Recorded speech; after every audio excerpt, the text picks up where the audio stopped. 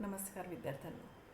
तृतीय वर्ष कला विशेषतर मराठी S4 अर्थात वर्णनात्मक आणि ऐतिहासिक भाषा विज्ञानाच्या 7व्या सादरीकरणामध्ये आपल्या सर्वांचं स्वागत. मी प्राध्यापिका स्मिता ओंकारराव माळवे, कै बिंदू रामराव देशमुख कला व वाणिज्य महिला महाविद्यालय नाशिक रोड येथे सहाय्यक प्राध्यापिका म्हणून कार्यरत आहे. गेल्या सादरीकरणात आपण शिकलो होतो की इतर काही पक्षी आणि प्राणी एकमेकांशी कशा पद्धतीने संप्रेषण करतात. मानव प्राणी एकमेकांशी जसा संदेशन करतो तसंच या प्राण्यांचं संदेशन नसतं. तर मानवेतर प्राण्यांमध्ये कशा पद्धतीने संप्रेषण होतं हे आपण गेल्या सादरीकरणामध्ये शिकलो होतो. पैकी आपण बघितलं होतं की मधमाशांचं संदेशन कशा पद्धतीनं होतं. मधाचं अर्थात ठिकाण कुठे आहे, किती लांबीवर आहे हे विशिष्ट नृत्य करून कामकरी माशी इतर मधमाशांना सूचित करते. त्याचबरोबर स्टिकलबॅक मासा हा मादीला कशा पद्धतीनं प्रजननासाठी निमंत्रित करतो. हेरिंगल्स पक्षी आणि इतर काही प्राणी यांचं संप्रेषण कशा पद्धतीनं ते एकमेकांशी साधतात हे आपण गेल्या सादरीकरणात शिकलो होतो. विद्यार्थ्यांनो, ह्या सादरीकरणामध्ये आपण भाषेची लक्षणं अर्थात वैशिष्ट्य बघणार आहोत. आपल्या सगळ्यांना माहिती आहे की आपली भाषा ही अतिशय समृद्ध आहे आणि तिचं स्वरूप हे अतिव्याप्त आहे. कशा पद्धतीने आपण या भाषेची लक्षणं आणि वैशिष्ट्य ही ठरवली आहेत. बघा, मानवी जीवनामध्ये संप्रेषण प्रक्रियेमुळे आपण भाषेला गतिशील बनवलं आहे.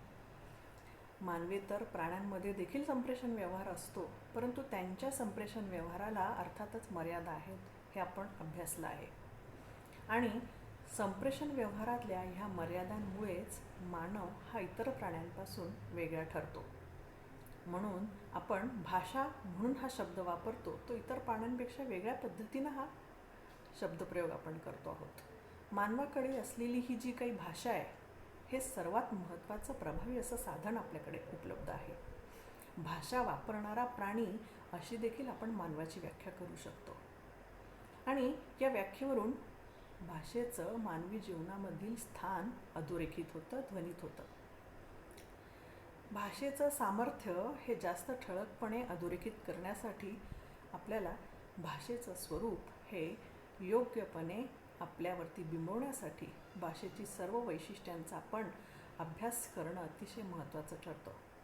म्हणून विद्यार्थ्यांनो, भाषेची लक्षणं अर्थात त्याची वैशिष्ट्य काय काय आहेत हे आपण आज या सादरीकरणामध्ये शिकणार आहोत. सर्वात प्रथम, भाषा ही परिवर्तनशील असते. परिवर्तनशील प्रवृत्ती हे भाषेचं एक महत्त्वाचं लक्षण आहे आणि वैशिष्ट्य आहे. या प्रक्रियेमधून दरवर्षी काही बोली मृत पावतात आणि दरवर्षी काही बोली नव्याने जन्म घेतात. या संदर्भामध्ये आपण नियमितपणे बातम्या वाचत असतो. जगभरात बोलल्या जाणाऱ्या भाषांचा आपण आढावा घेतो.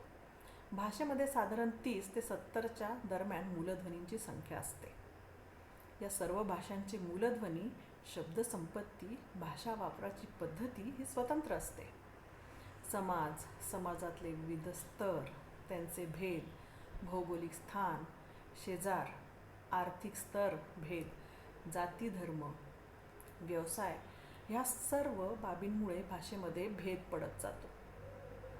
ध्वनींची भाषेतली मूलसंख्या म्हणजे शब्दसंपत्ती इत्यादी बाबतीत भाषेमध्ये वेगळेपणा जरी असला तरी जगातील सर्वच भाषा या संदेशवहनाचं काम करत असतात.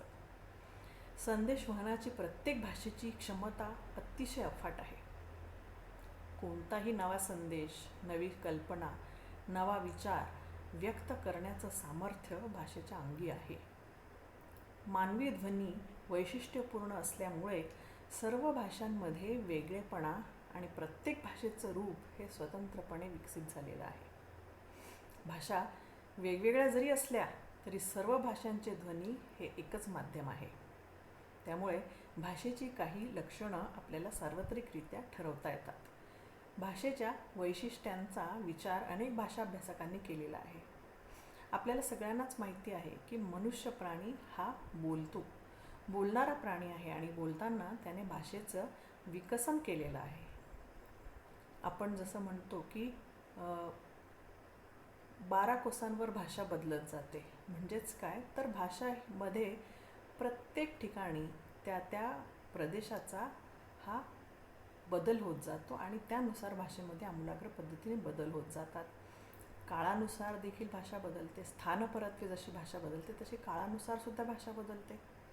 जुन्या काळामधले काही शब्द आज आपण वापरत नाही, भविष्यात नवीन काही शब्द येतील आणि हे भाषिक आदानप्रदान शब्दांचं हे भाषेमध्ये कायमस्वरूपी होत राहतं.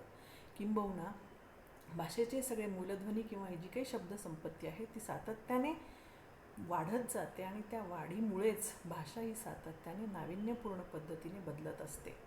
बदल हा भाषेमधला एक सातत्याने घडत जाणारी प्रक्रिया आहे आणि हा बदल जर काही आपण स्वीकारला नाही तर भाषा या मृत ठरतात किंवा मृत पावतात.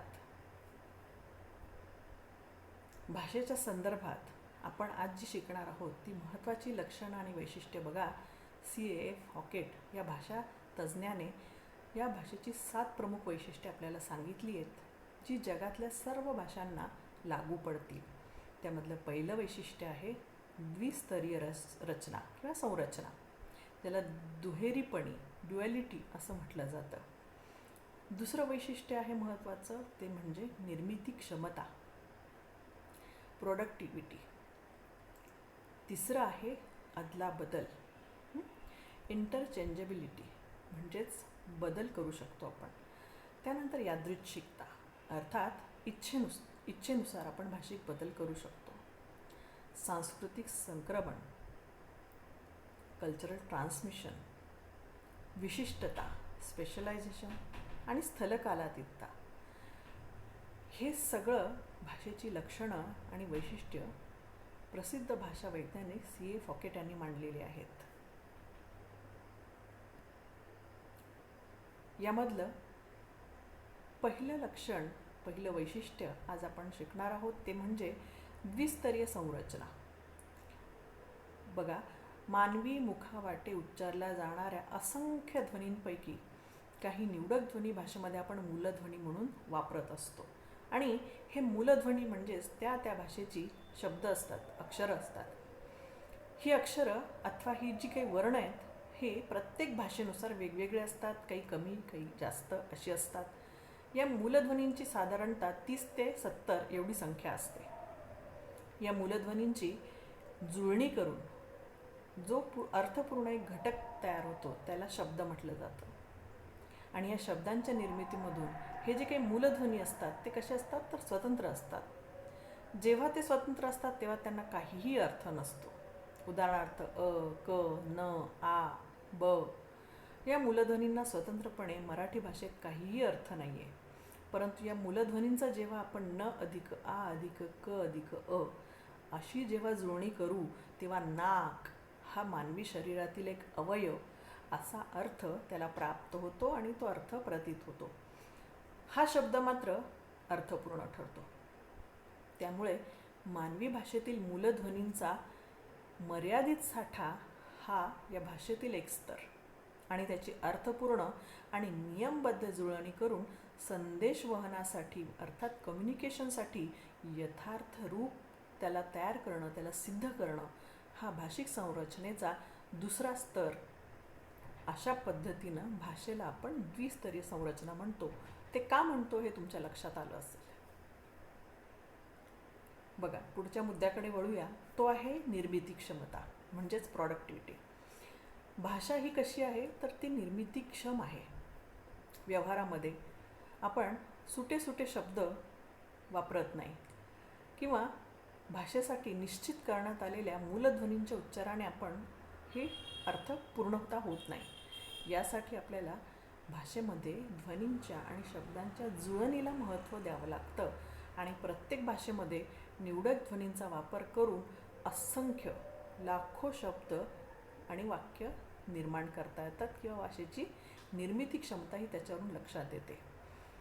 जीवनात आपण कधीही न ऐकलेलं वाक्य निर्माण करू शकतो. तसेच पूर्वी कधी न ऐकलेलं वाक्य विशेष काही प्रयत्न न करताही आपल्याला कळू शकतं. याचं कारण भाषेचे नियम व्यवस्था आणि शब्दसंग्रह प्रत्येक भाषिकाला अवगत असावे लागते. ही नियम व्यवस्था म्हणजेच काय तर निर्मितीक्षम आहे.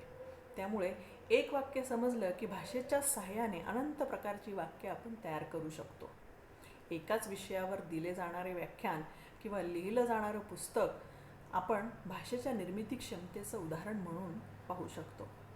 त्याचबरोबर एखाद्या वाक्याच्या धर्तीवर लहान मूल वेगवेगळी वाक्य शब्द तयार करतात आणि सुरुवात करतात, ही भाषेची निर्मिती क्षमताच होय. उदाहरणार्थ, एखादी भाषा शिकत असलेल्या लहान मुलाला आपण पाणी दे असं सांगितलं तर ते मूल एक म्हणजे चेंडू दे, दूध दे, खाऊ दे अशी अनेक वाक्य त्या संदर्भात शिकतं आणि निर्माण करायला लागतं. या संदर्भात आणखी एक उदाहरण आपण पाहणार आहोत. काही उदाहरणं आपण बघूयात बघा. मी जेवत आहे, मी खाऊ खात आहे, मी शाळेला जात आहे, मी बदलापूरला कामानिमित्त जात आहे, मी उद्या चित्रपट पाहायला जात आहे. ही वरील 5ही वाक्य एकाच पद्धतीनं तयार झालेली आहेत. येथे क्रियेसंदर्भातील पहिलं वाक्य येतं आणि पुढील सर्व वाक्य याच धर्तीनं तयार केलेली आहेत. अशी अजून आपल्याला शेकडो, हजारो, लाखो वाक्य तयार करता येतील. आपण ती वाक्य तयार करू शकतो. ही भाषेची निर्मिती क्षमता होय. निर्मिती क्षमतेच्या संदर्भात आणखी एक मार्मिक उदाहरण आपल्याला देता येईल आणि ते उदाहरण म्हणजे प्रवासात झालेल्या भीषण अपघातातून वाचलेले काही सहप्रवासी अपघाताचे किंवा जीवनात येऊन गेलेल्या प्रसंगांचं चित्र सांगताना स्वतःच्या पद्धतीने सांगतात. आशय एकच असेल, परंतु अपघातातल्या त्या प्रत्येक व्यक्तीला आपापल्या भाषेमध्ये रचना करून ते व्यक्त करताना मात्र भिन्नता असेल.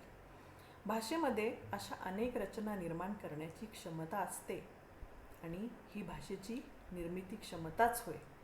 या निर्मिती क्षमतेमुळे भाषेची संदेश वहनाची क्षमता अमर्याद झालेली आहे. निर्मिती क्षमता म्हणूनच भाषेचं एक महत्त्वाचं वैशिष्ट्य ठरतं. विद्यार्थी मित्रांनो, अजून पुढची काही वैशिष्ट्ये आपण पुढच्या सादरीकरणात शिकणार आहोत. धन्यवाद.